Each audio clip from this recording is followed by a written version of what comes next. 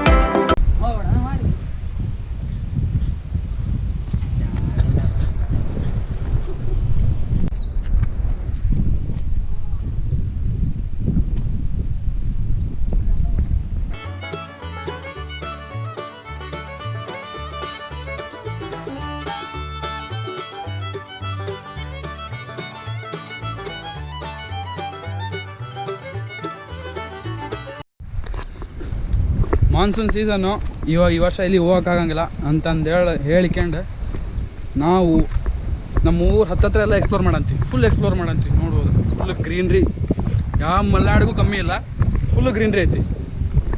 View ತೋರಿಸ್ತೀನಿ. ಹೊಳಿಗಿಂತ ಹತ್ರ ಹತ್ತದ್ರಿ ನಾವು ಪೂರ. ನೋಡ್ರಿ ಫುಲ್ ಗ್ರೀನ್ ಹೊಳಿ ಹತ್ರನ ಅದೇ ನಾವು ಪೂರ್ತಿ ಹೊಳಿ ಹತ್ರ ಅದೀವಿ. ತುಂಗಭದ್ರಾ ವಿಡಿಯೋ ಹೊಳಿ ಹತ್ರ ಫುಲ್ ಮಳೆ ಐತಿ. ಗಾಳಿನೂ ಮಸ್ತ್ ಐತಿ. ಇಲ್ಲೇ ನೋಡ್ಬೋದು ಅನ್ನಾವತ್ತ ಗಾಳಿ ಐತಿ.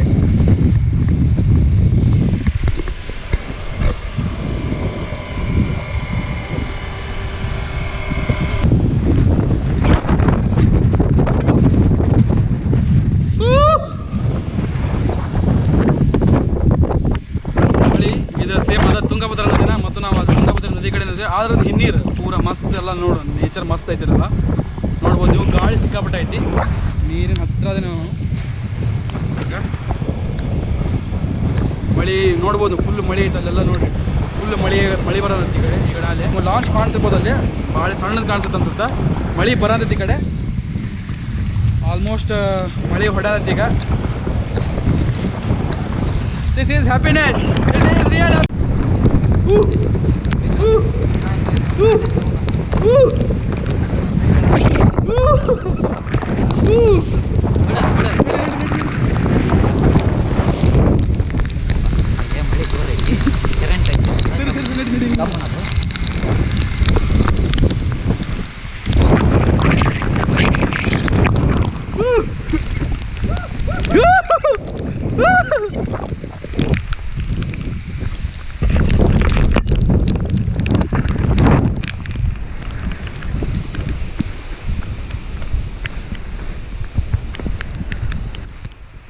ಎಮ್ಮೆ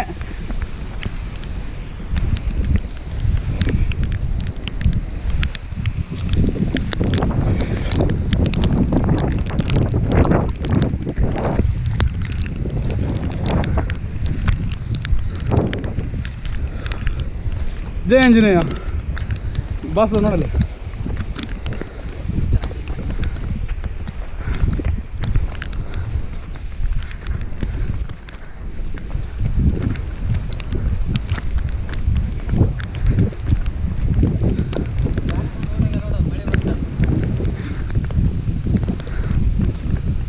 ಮಳೆ